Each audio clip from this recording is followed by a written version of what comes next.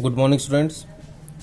We were studying about the outbreak of revolt, the incidents of the meeting of Estate General, what happened there in the meeting, how the generals of Third Estate came there with 40,000 letters in which they listed the grievances and demands of the people of members of Third Estate, and how the conflict broke through in that Estate General because of the system of one estate one vote.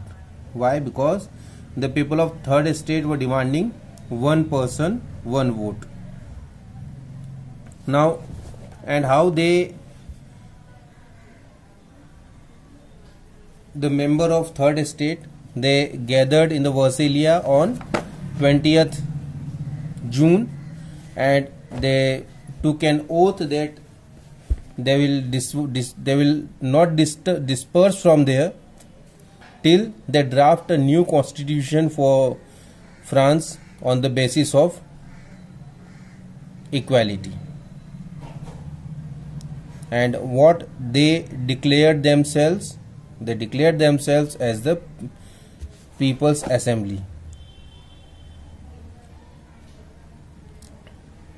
They declared themselves as National Assembly, and it was not like that only the member of Third Estate were engaged there. There were the members who were the part of nobility, who were the part of clergy were also there, just like Abbe Sieyès, who was originally a priest, but he was there with the people of Third Estate. He also wrote a book, a pamphlet, which is named What is Third Estate? While all these things were happening and the National Assembly was busy at Versailles drafting the constitution, the rest of France seated with turmoil. It means the situation in France were going very worst. Why? Because of the severe winter. Because of severe winter, there was a very bad harvest, and the price of bread rose, and due to the increase in prices, often bakers exploited the situation and hoard supplies. It means they disturbed the supplies, they were making stocks. After spending hours in long queue at the bakery, crowds of angry women stormed into the shops. At the same time, the king ordered troops to move into Paris. So all these things were going simultaneously. They have the bad harvest. With that, the prices were increasing. At the same time, shopkeepers started hoarding the supplies. The people, especially the women, they were very angry because why? Because they need to stand in queues for long hours. And at the same time, the king ordered troops to move into Paris. And this is because the incidents of 14 July took place that we studied in the start of this chapter. Now, as all these things were happening in Paris and the Bastille was destroyed, what was the condition in countryside? In the countryside, rumors spread from village to village that the lords of manor had hired bands of bringers who were on their way to destroy the ripe crops. It means that the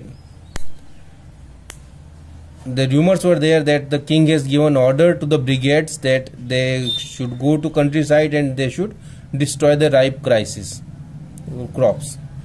Caught in a frenzy of fear, peasants in several districts seized horses and pitchforks and attacked chattaks. They looted, hoarded grains, and burned down documents containing records of manorial dues. They looted the hoarded of grains, the stock of grains, and what they do? They burned the documents which containing the record of the tax collections. The large number of nobles fled from their homes. Many of them migrated into neighboring countries, and because of all these riots that were happening there in the countryside, many of nobles had to leave their homes and they migrate to neighboring countries. And because of all these what were happening there, Louis XVI finally accorded recognition to the National Assembly and accepted the principle of his power would from now to be checked by a constitution. Because of all these what was happening in Paris and in countryside, there was a severe pressure on Louis XVI because he had the empty treasure. Then he was facing problems in Paris, he was facing problems in countryside, so he was under severe pressure and he has to recognize the National Assembly. And as he recognized National Assembly, he need to accept that there will be a constitution which check the powers of king. On the night of 4th August 1789, the Assembly passed a decree abolishing the feudal system of obligation and taxes. On 4th August 1789, the Assembly passed a decree by which they abolished the feudal system, they abolished the hierarchical system and obligation and taxes. Members of clergy too were forced to give up their privileges. Tithes were abolished and the land owned by the churches were confiscated. What they done with this constitution? That the clergy, members of clergy has to forced to give up their privileges. Now the member of clergy were also not having any kind of privileges. The tax which are collected by the churches was abolished, and the land which were owned by the churches that were distributed among everyone. See, they were seized by the government and distributed among everyone. As a result, the government acquired assets worth of at least 2 billion livres. And as they seized the land to distribute it among the people, how much land was there? It was about the worth of rupees 2 billion, or in their currency it was 2 billion livres. As France abolished monarchy, they adopted a new system in which they have the constitution with monarchy, and the system is called constitutional monarchy. So France becomes a constitutional monarchy. In this type of system, just we need to understand how this system works. There are the 3 pillars: the judiciary, the executives and the legislature. All these 3 works differently. Now, how it started? It starts from the citizen. The citizen were divided into 2 parts. There were some active citizens and there were some passive citizens. What about the passive citizens? They have no voting rights. And who are the passive citizens? Women, children and youth below 25. It means all the youth below 25 years the age, children and women, they were called the passive citizens and they were not allowed to vote. There were active citizens who were entitled to vote. In France, there were about 3 million passive citizens and 4 million active citizens. Now, the active citizens has the power to vote. To whom they vote? They vote twice, once for judiciary and once for the legislature. Among these 4 million people who are active citizens, they elect 50,000 men who are called the electors. These 50,000 electors, they elect a National Assembly which contains 745 members. Now, this National Assembly, they control the king and the ministers, and king has a veto power on the policies, on the proposal passed by the National Assembly. So here everyone is controlling each other. Now we understand it in detail. The National Assembly completed the draft of Constitution in 1791. Its main object was to limit the powers of monarch. What was the main objective of National Assembly? It was the controlling the power of monarch, or limiting the power of monarch, and the power should not remain in the hands of one person. Now, or we can say the power which till now was in the hands of one person, now it should be distributed in the hands of many people, or in the three different institutions: legislature, executive and judiciary.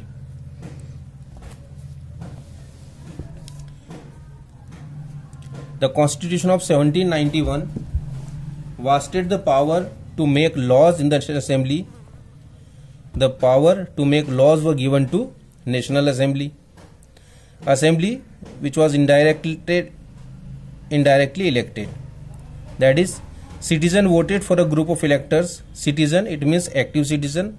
They voted for the group of electors, and electors choose the National Assembly. So this was a type of indirect election. It was not a direct election. Now, who are the active citizens who vote?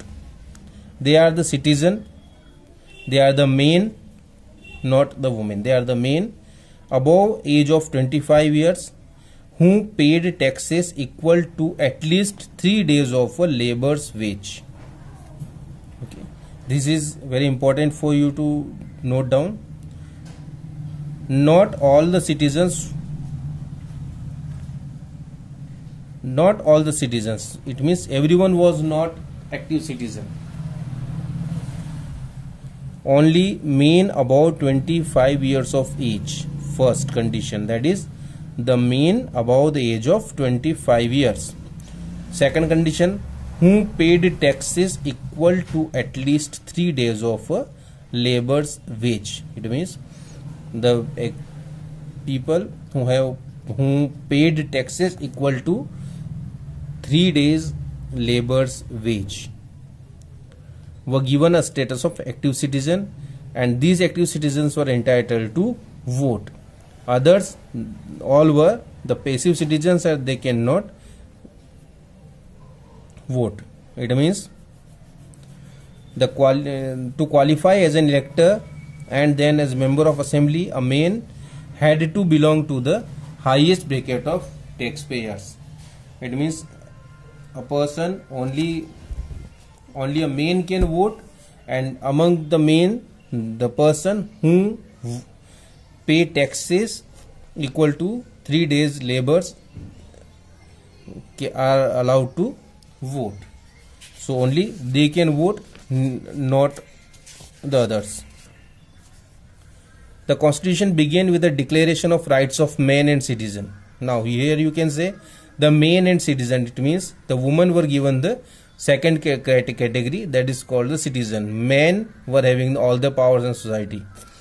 Rights such as the right to life. And what rights were given? Right to life, freedom of speech, freedom of opinion, equality before law were established as natural and inalienable rights.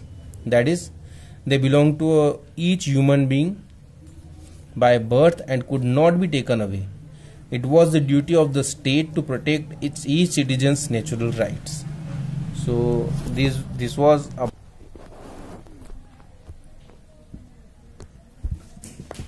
they started their constitution, and the France became constitution monarchy, but the people were not satisfied with the situation given in the constitution, so they fought again, and They abolished the monarchy and France became a republic. How it happened? The situation in France continued to be tense during the following years. Although Louis XVI had signed a constitution, he entered into secret negotiation with the King of Persia. Rulers of other neighboring countries too were worried by the developments in the France and made plans to send troops to put down the events that had been taking place since the summer of 1789. As he signed the treaty with the people, he went in the negotiations with the rulers of Persia and other neighboring rulers, because they all were very tensed by all these, and they plan to destroy the system.